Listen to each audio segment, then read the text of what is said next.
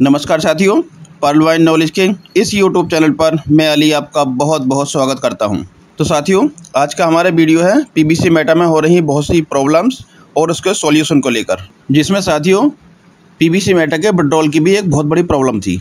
और साथियों बहुत से क्वेश्चन भी थे, जैसे हमने अपने डीपी को स्ट्राइक पर लगाया था, अब उस डीपी का क्या हुआ, क्योंकि हमारा पर्ल वाइन अकाउंट तो क्लोज हो चुका है।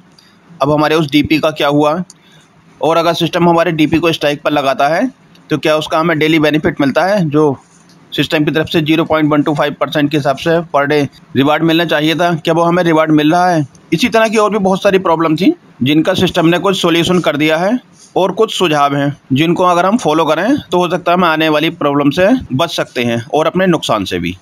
तो साथियों, आज हम इन्हीं सारे पॉइंट पर डिस्कस करेंगे। बस वीडियो शुरू करने से पहले मेरा आप लोगों से एक ही रिक्वेस्ट है, यदि आप चैनल पर पहली बार आए हो तो चैनल को सब्सक्राइब कर लें और बेल आइकन भी प्रेस कर दें, जिससे इस तरह की हर एक इन्फॉर्मेशन आप लोगों तक सबसे पहले और आसानी से पहुंचती रहे।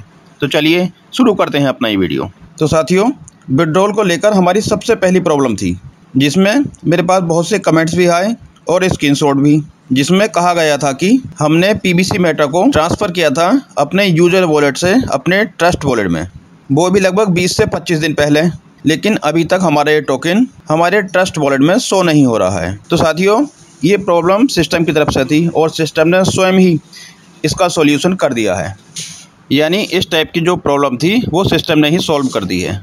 तो प्रेजेंट टाइम में अगर आप देखें तो आपने अगर 6-7 तारीख में भी अपना टोकन ट्रांसफ़र किया होगा तो वो आपके यूजर वॉलेट से आपके ट्रस्ट वॉलेट में शो हो रहा होगा।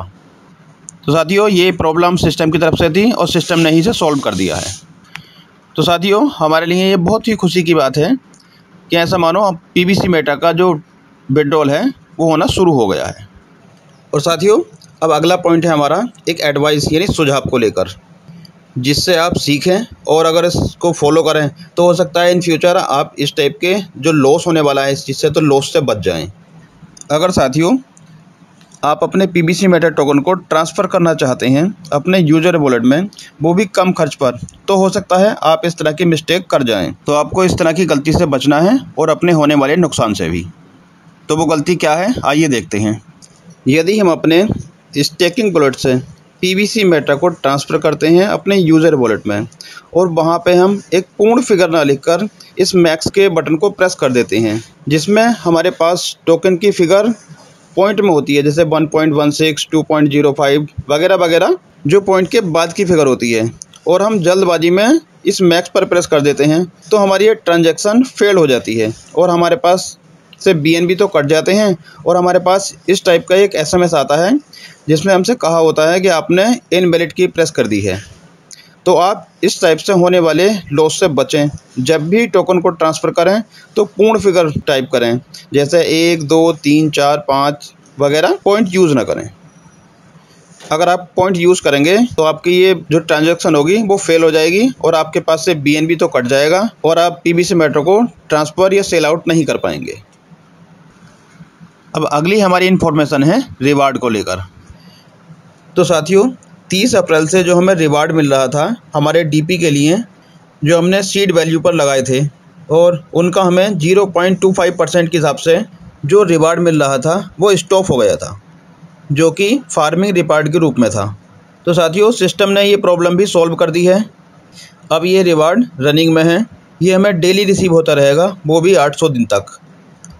अब इसमें ये कहना गलत नहीं होगा कि अभी सिस्टम ने जो नोटिफिकेशन दिया था और उसमें कहा गया था कि 30 मई तक आप ट्रांजैक्शन वाली सारी प्रॉब्लम सॉल्व हो जाएंगी, तो सिस्टम इस पर वर्किंग में है और रिजल्ट हमारे सामने है कि डेली रिवार्ड शुरू हो गया है।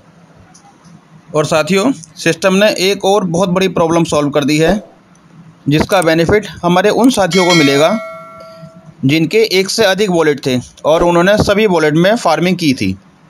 तो साथियों, पहले क्या होता था, अगर हमें अपने एक फार्मिंग पेज से दूसरे फार्मिंग पेज पर लॉगिन होना था तो हमें सिस्टम को कुछ चार्ज देना पड़ता था, वो भी बीएनबी के रूप में। तो सिस्टम ने अब ये पूरा प्रोसेस बंद कर दिया है।